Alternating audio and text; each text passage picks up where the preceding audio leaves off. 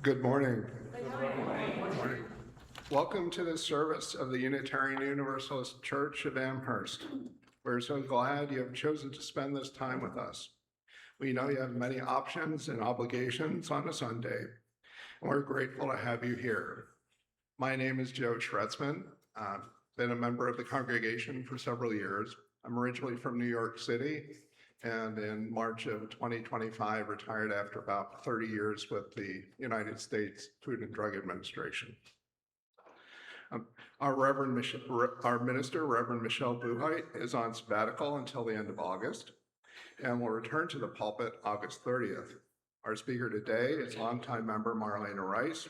You may sometimes see up here in the pulpit as worship associate and service leader. For those gathered here in the chapel, please turn your phones off completely to ensure that our online community is able to participate without disruption. Turning off the phones also means that we're also likely to experience sound issues in the space. We also have assistive listening devices at the usher station at the back of the chapel. If you're new to Unitarian Universalism or to this particular congregation, I invite you to relax and participate as fully as you are comfortable. You're welcome to move when we move or to remain seated. We trust you to do what is right for your body and spirit. In this space, in person and online, there are many identities. Not everyone experiences the world the same way or necessarily believes the same things. What matters is that we keep love at the center of who we are and what we value. Whoever you are, wherever you come from, whomever you love, you're welcome here. Let us gather ourselves together as we open our hearts with a morning song. Please rise in mind, body, or spirit. We'll be singing from the Teal hymnal, number 1003, of Where Do We Come From?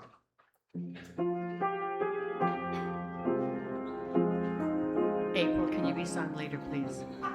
Yeah.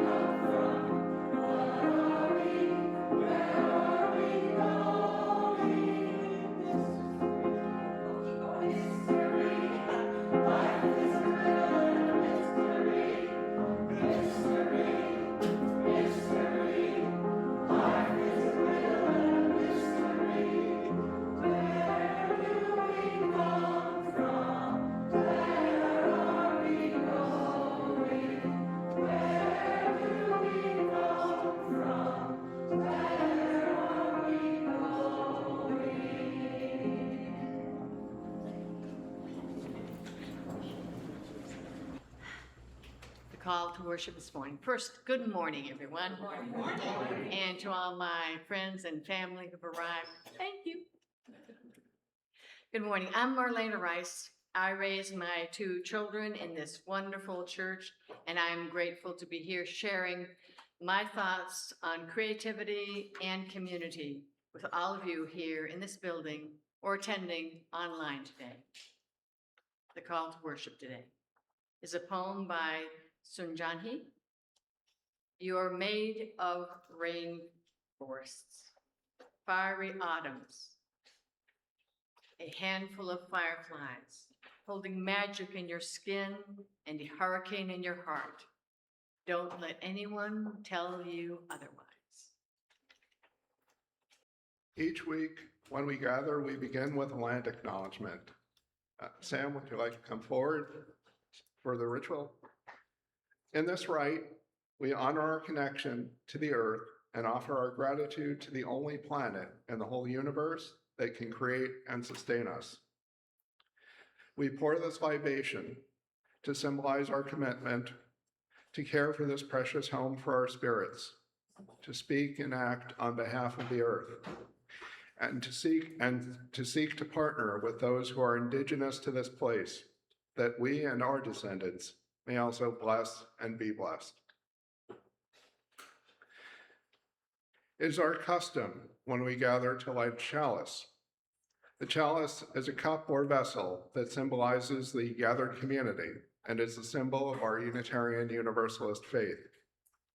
Please join me in our chalice lighting words. We gather this hour as people of faith, with joys and sorrows, gifts and needs. We light this beacon of hope, sign of our quest for truth and meaning, in celebration of the life we share together. For our gathering music, we have an offering from Kathy Moriarty. This is a tune I wrote for a service Marlana gave many years ago. And as everyone who loves to cook, who loves to talk, who loves to share, who loves to create, all those things aren't creating. And what is created demands to be shared. So it's a privilege that you allow me the opportunity to do that with the community.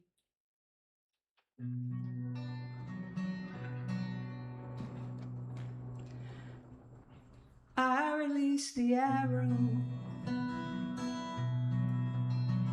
and it releases me. We are racing to continue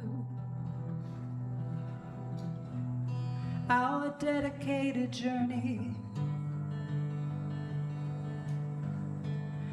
Completion takes a promise, transcending what I see. Learning a strange song, embracing uncertainty.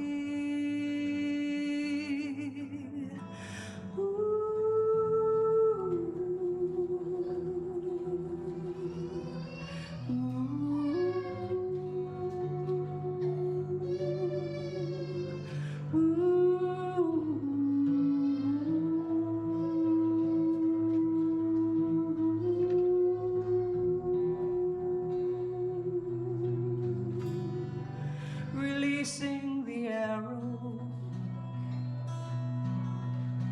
and as it releases me,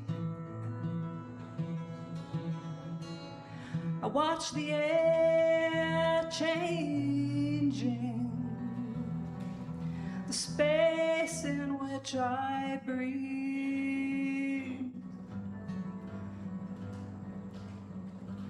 Tell me who will know your heart? Who else can know your dream? The target of commitment,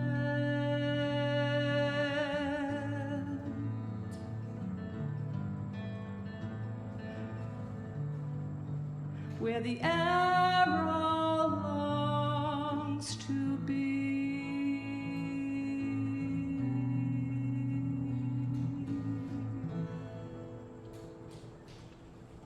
Thank you.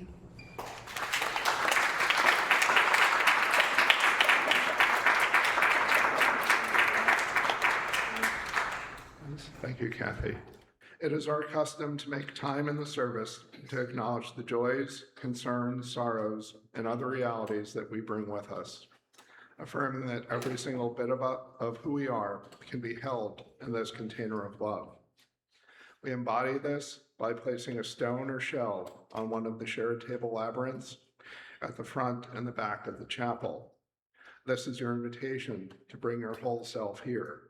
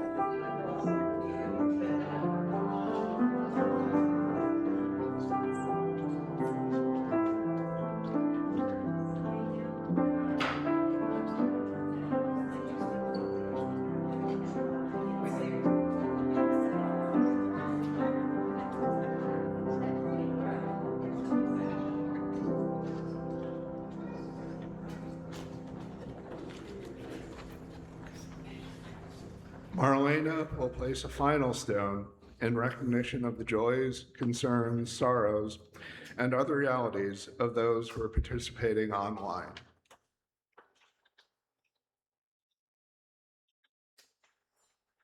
You are embraced by this community. Please remain seated for our song and meditation, Spirit of Life, number 123, and the Gray Hymnal.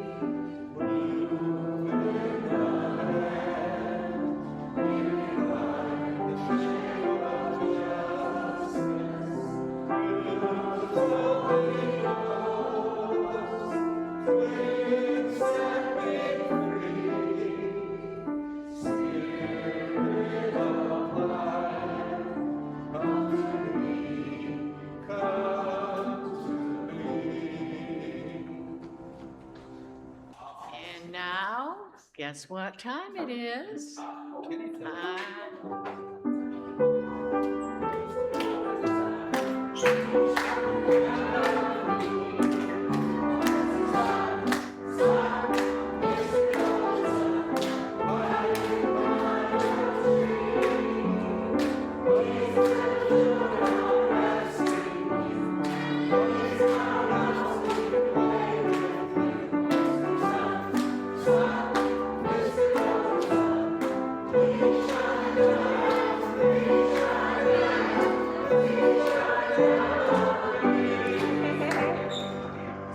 Good morning, friends.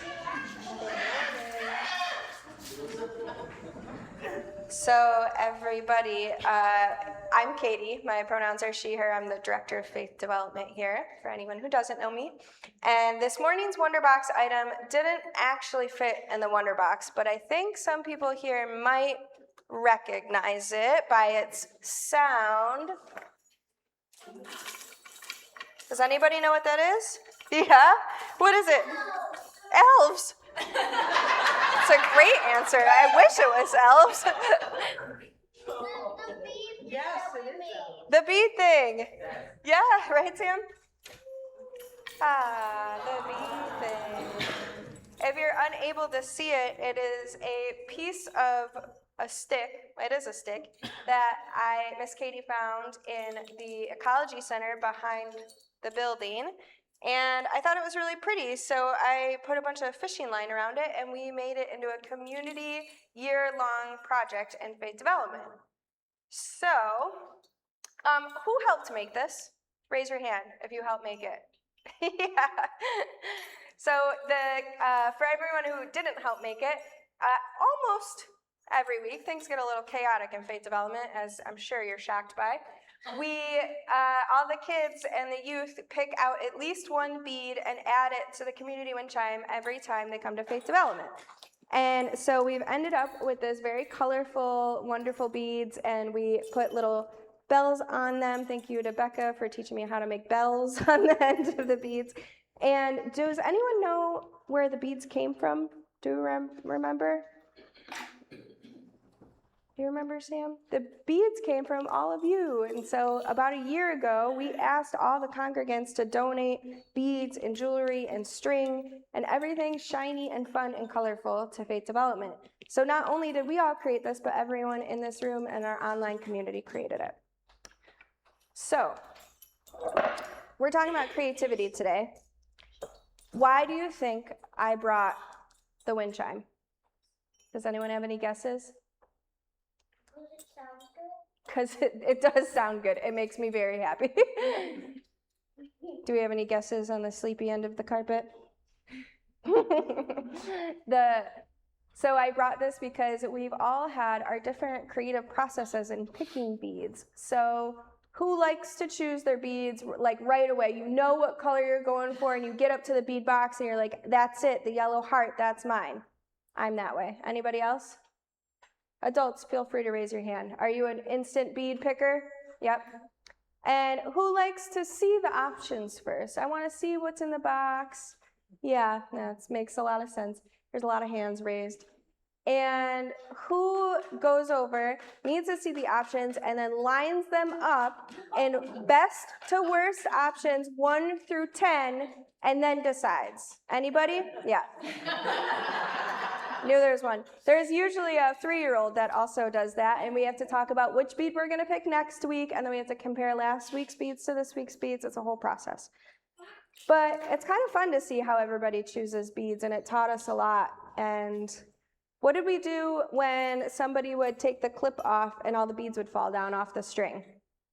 Does anyone remember? That happened quite a bit. Oh no. Yeah.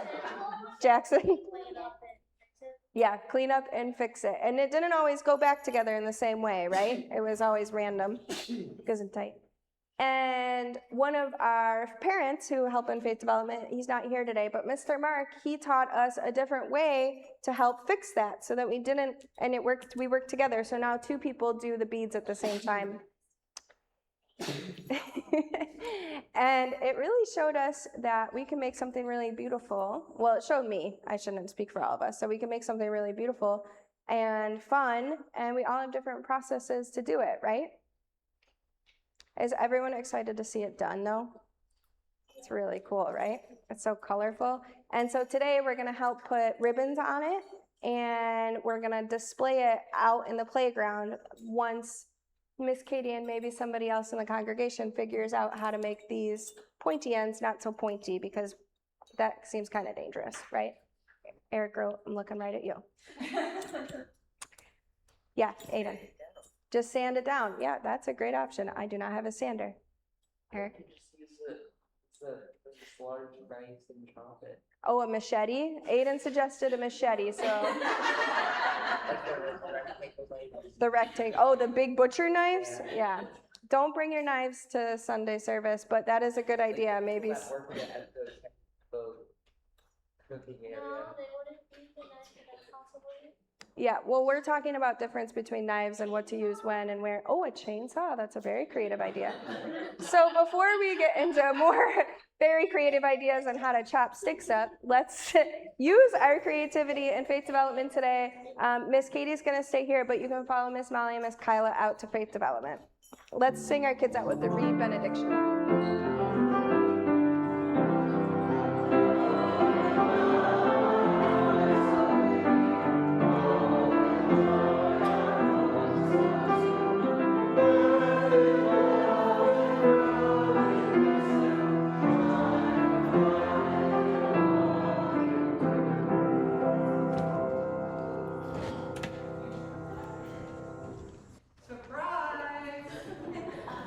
Surprise! I know, I'm not even in the thing, right? Today, we have a really exciting moment, which was a surprise to many of us. We're going to offer a bridging ceremony for one of our congregants. And I, at this time, would like to invite Wil Terhune to come forward. And if your parents would like to come up also, they could, or they may not have to. Talk about surprise. This was a surprise to Wil.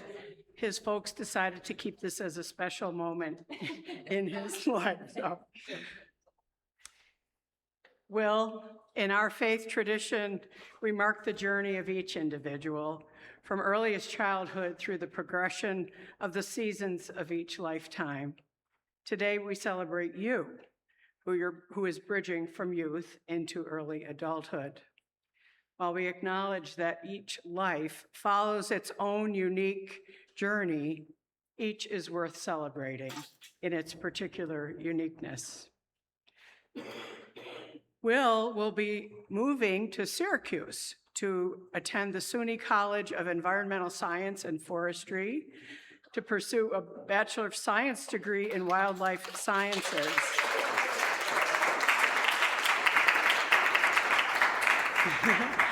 Wil has had a wonderful experience since moving to Western New York a couple years ago. Like his brother Ben, who participated in this ritual last year, Wil attended Amherst Central High School. While there, he was assistant crew in the theater department this past year, made some lifelong friends with that experience, and he was inducted into the National Honor Society and awarded the Arts Pathway certificate. Wil, yeah. I know. Wil is an amazing artist and has developed amazing sewing and creating skills through costume making. Though you loved living in Maine and made great friends there, your parents, Hillary and Peter, are so proud of you for how you've adapted to your new adventure of taking on a new community in the middle of high school. No small feat. You have exhibited great courage. On behalf of all of us here at UU Amherst, Wil, we'd like to send you out with all our good wishes, hopes, and blessings for your journey that lies ahead. Know that you always have a church home here with us, and we can't wait for you to return and tell us all the stories whenever you're back in town. We can't wait to see you again. Now, please accept a small token of our faith made for you by Katy to take with you as a keepsake to remember us by. Wil, I want to congratulate you on your journey of this next brave step towards your future. Celebrate Wil, everybody.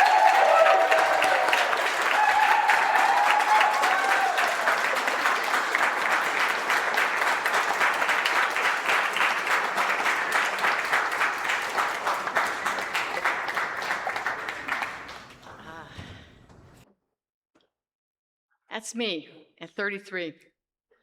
When I was younger than that, 8 or 9 years old, I knew my dad. That's him, 66 over there. He was a tool designer by trade to earn money for the family, my mother and the 4 of us kids. But I also knew he was an artist. You can see one of his pieces behind him. My dad was trained as a portrait artist, but he was also a sculptor, both in clay and in wood. There was always clay around our house, and I do mean clay, barrels of it, trash barrels of it, huge. My siblings and I could always reach into those barrels and pull out chunks of brown and gray slippery clay. It had to be damped because it was, after all, professional modeling clay. My dad helped us soften it and mold it and encouraged us to create art on our own out of his store of clay. My dad was considered creative. We so often think of someone who is creative as a person who paints or writes or draws or weaves. But so what is creativity? Where does it come from? How do we use it? And how do you and I use it to build this community? Wait a minute. First, let's define creativity. My friend Webster, the dictionary, said it is the ability to transcend traditional ideas, rules, patterns, relationships, and to create meaningful new ideas, forms, methods, inspirations. It is originality, progressiveness, and imagination. Traditionally, we think of someone who is creative as someone who does that and creates music, paints, writes, like Michelangelo, the sculptor, Jason Pollock, the painter, Emily Dickinson, the writer and poet, Taylor Swift, the singer and poet, and Banksy, the street graphic artist, all creative. In our own congregation, we have creative people also. Eric Grote, who builds artistic furniture, including our very own welcoming desk in the lobby. Pamela Kent is the weaver of the hangings at the back of our chapel and also the weavings behind me. Ellen Doino, who created ceramics years ago, and I have a few of them. The late members Laura Dioria and John Rex, who are both watercolorists. Suzanne Sardella and others in this church create lace, not rice, not lice. Lace. Kathy Moriarty, who this morning you've already heard sing songs. Well, I've just named sculptors and painters and writers and singers and weavers, and all are considered creative. But looking at the definition of creativity, might this definition also include many others? Does it only apply to those who paint, build, create music, or weave? No. It seems that the idea of creativity might include many, many more of us in this church and in the world at large. Just a couple of weeks ago, I was driving in a car with my son Eric, and I was talking about the one who grew up in this church. Two of them did, both those kids. I was talking about preparing this sermon. I had been given the topic of creativity a few days before this car ride. I was explaining to Eric that I wanted to explore creativity in a different way, not just talking about people who are creative or showcasing these talents. I had done that sermon 20 years ago, and it was delightful. But I wanted to do something different this time. As we were talking, I brought up the idea about the dollar bill, e pluribus unum. E pluribus unum means out of many one, and then, oh, out of many one. Eric suggested that I look at it in all the ways in which creativity factors into so many of our lives, no matter our profession or job, because each of us is multifaceted.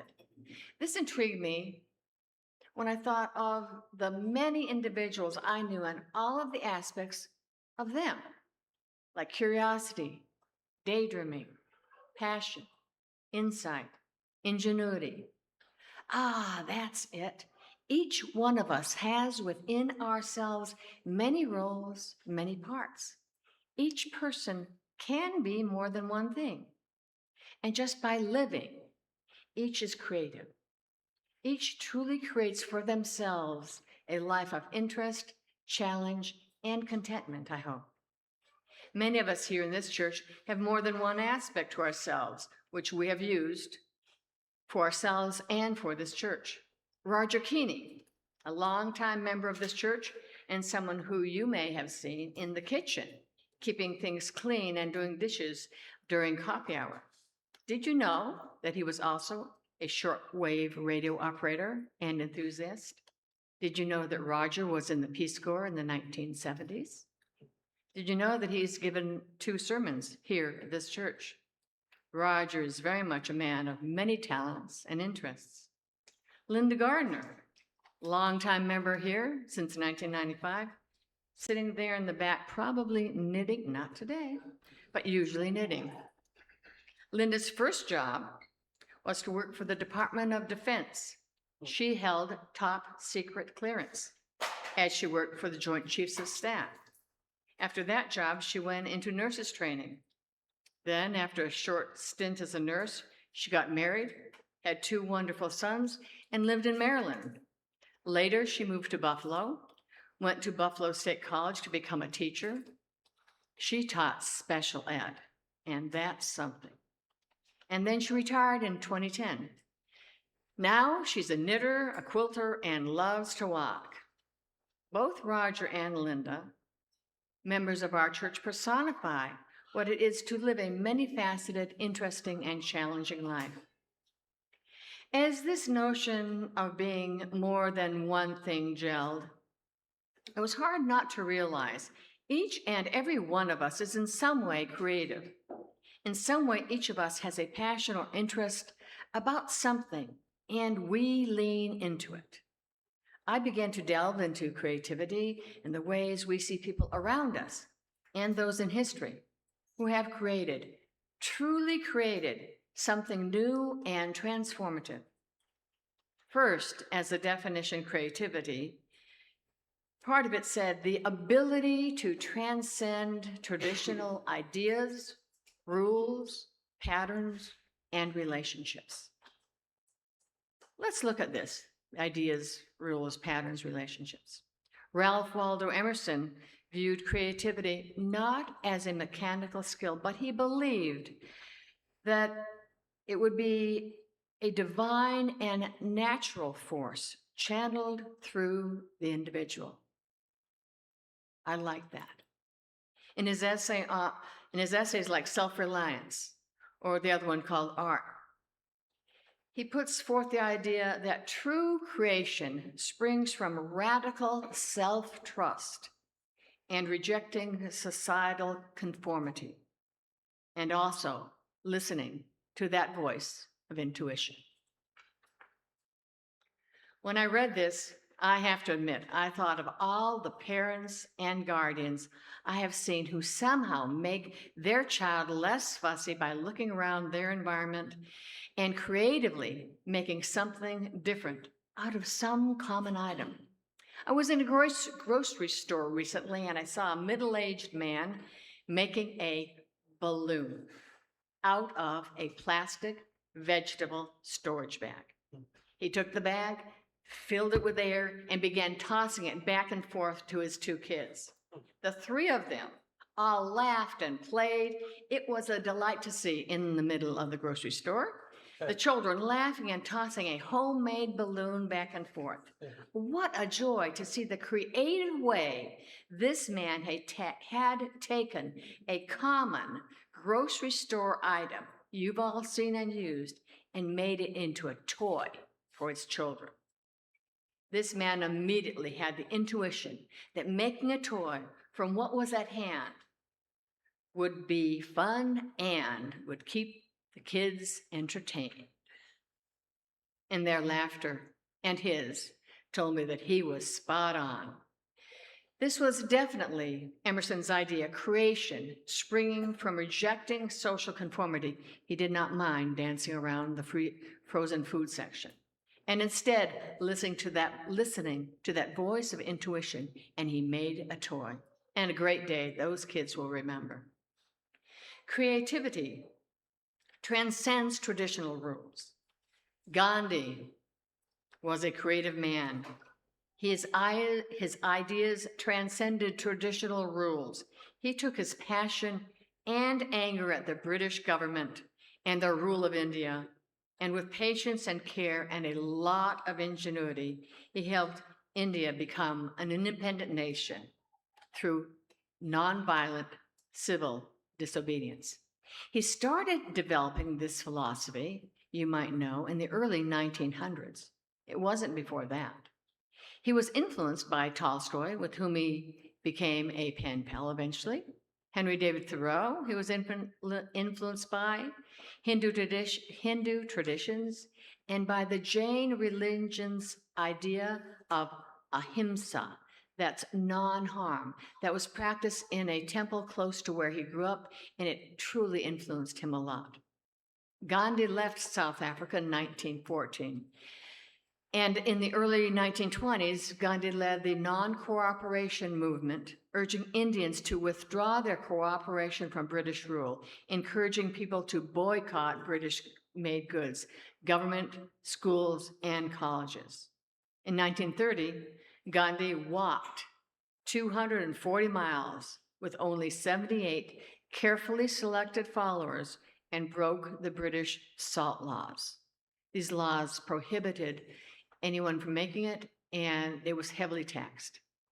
He broke this by making salt from seawater. People gained strength from Gandhi's creatively using something everyone needs, salt. What an ingenious idea he had. Against the British government, he had to use resistance and patience.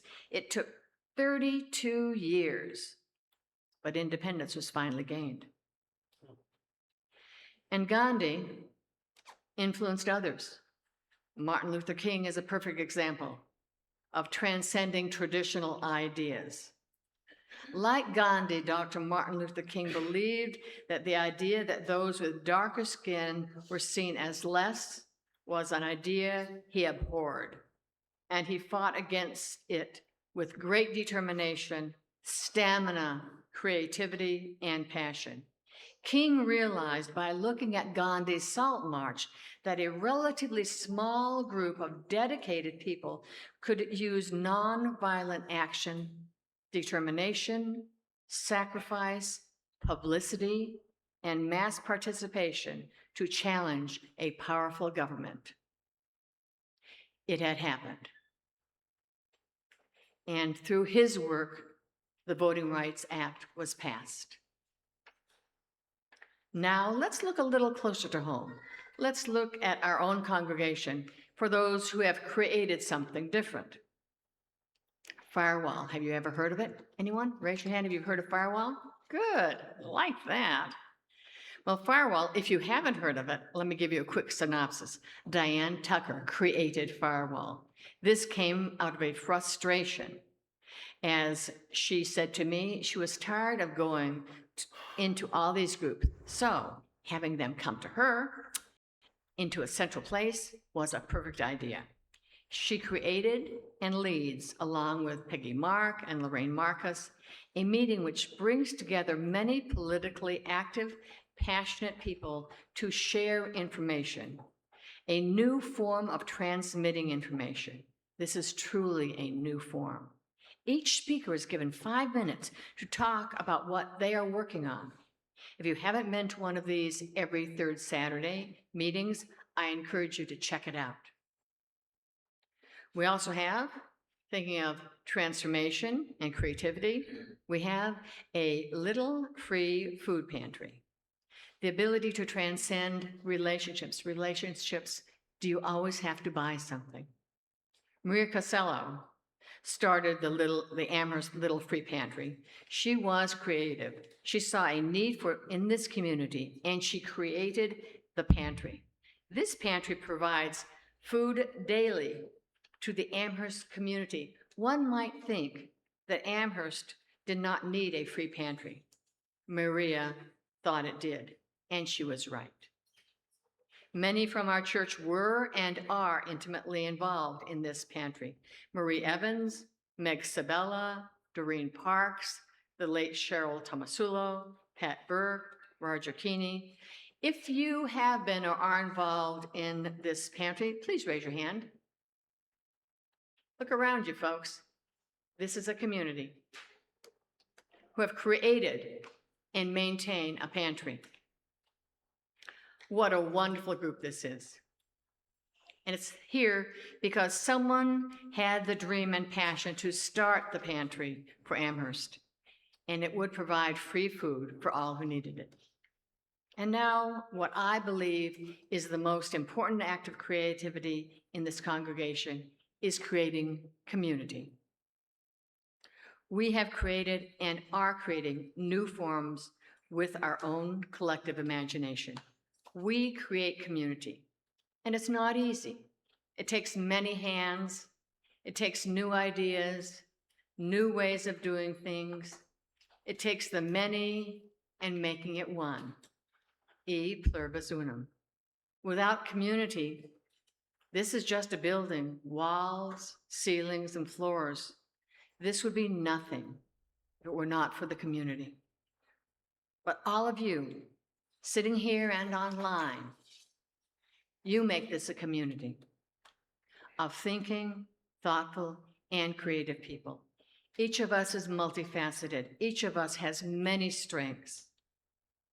I have been acutely aware in the last 2 or 3 years that we have increased in membership, and an incredible amount. The pews are full, and we have many kids, as you saw, a handful of them this morning, in the Faith Development Program. This is absolutely fantastic. Those kids are my future, and I love it. How are we now? And how many more people in the pews we will have in the future? I don't know. We are on the brink of something new and powerful. It is exciting for me to greet all the new faces. What a wonderful place. What a wonderful place. What a wonderful growing place this is, celebrating and centered in love. Gabe Miles, a newbie, now sits in the board of trustees with me and lends his expertise in technology. There's Peggy Mark, along with Lorraine Marcus, who work on the justice advocacy team to make this church a safe place for all to feel welcome. Julie Marcus, a writer by trade, also like Gabe, a more recent member. She is contributing her skills by being on the leadership development and nominating committee. And the gardens, have you seen them as you drive into church? You can thank Linda Joy and Eric and Wendy and Jill and so many more people who love to get their hands in the soil. So what are your hidden talents? What new gifts will you unearth from within yourselves as we move forward and grow? Just as we drink water from wells we did not dig, and we pick fruit from trees we did not plant, we will continue to be creative and build on what we have here, build with creativity, inspiring each other and moving into the future. Together, we will continue to create. Together, we create community. It's not alone, it's together. It is a creative and wonderful task, this living into the fullness of who we each are and who we are as a community. I see the future where each of us, each of you, are contributing your creative thoughts, your time, your hard work, your passions to growing together. I look out and I see old and new faces. You are here. You bring your creative, interesting, curious, enthusiastic, beautiful selves here. Out of many, one dynamic church community. We have created and will continue to create a wonderful, supportive community with love at the center. For this, I celebrate each and every one of you. And for this precious gift, I thank you. Thank you.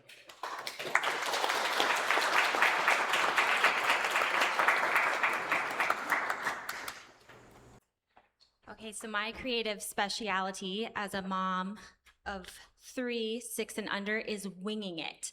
So you can see my 2-year-old is with me, so I will not be playing the bongos as planned.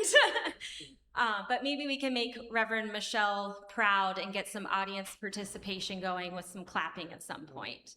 Counting on all of you. I came across Ash Blackwood, the amazing creator, singer, and songwriter, when I was in some of the darkest times of postpartum depression and anxiety. I was passively suicidal and trying to find any way I could find just a smidge of happiness. And I've always loved to sing, and Reverend Michelle loves to pull those hidden talents out of us. So I just went for it and started singing here and just kept listening to Ash and finding new and more creative ways to find joy. So today I'm singing You're Gonna Be Okay. It is loud in my mind today. I'm jumbled up and I cannot think straight. No matter how many steps I take, everything feels so far away. It is loud in my mind today. I'm jumbled up and I cannot think straight. No matter how many steps I take, everything seems so far away. I'll take a deep breath, puff out my chest. I'm gonna be okay. If it's loud in my mind, I'll take my time. I'm gonna be okay. Puff out my chest, take a deep breath. I'm gonna be okay. If it's loud in my mind, I'll take my time. I'm gonna be okay. I'm gonna be okay. It's just a bad day today. So what would Auntie Gladys say? She'd say, puff out your chest, take a deep breath, you're gonna be okay. If it's loud in your mind, just take your time, you're gonna be okay. So go ahead and shine real bright, you are the light. Go ahead and shine real bright, you are the light. Go ahead and shine real bright, you are the light.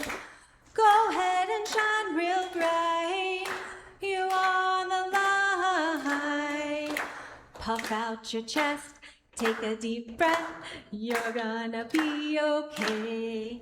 If it's loud in your mind, just take your time, you're gonna be okay. Puff out your chest, take a deep breath, you're gonna be okay.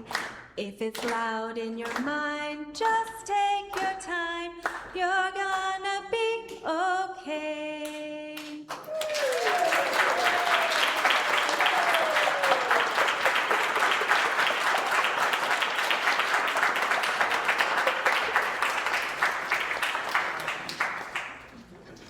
It is now time for the offering, when we respond with generosity and care for this beloved community and our hope-filled faith.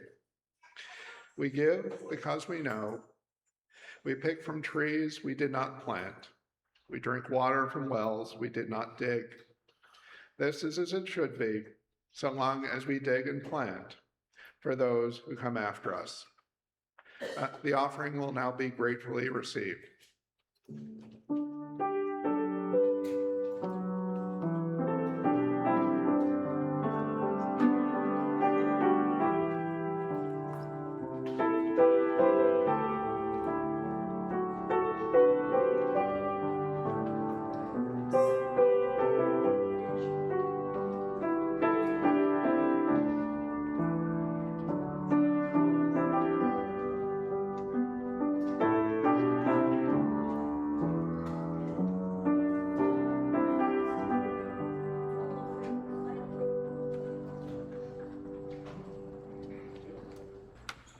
We began our service with the lighting of our chalice, and now we extinguish the chalice, not to quench the flame, but to return it to individual hearts, strengthened by this time spent together, so that we can share our light in the world.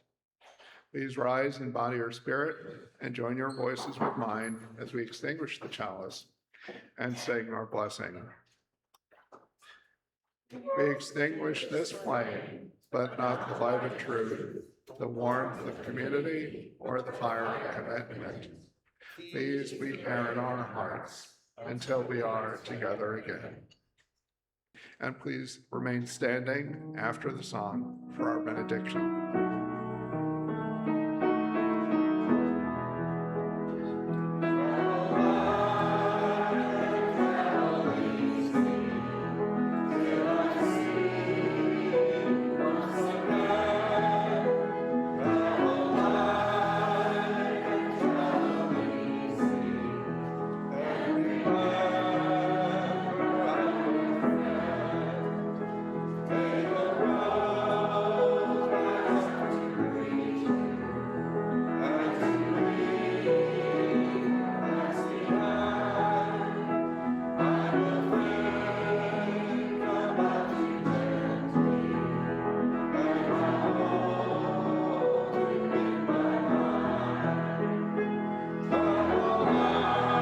Turn around.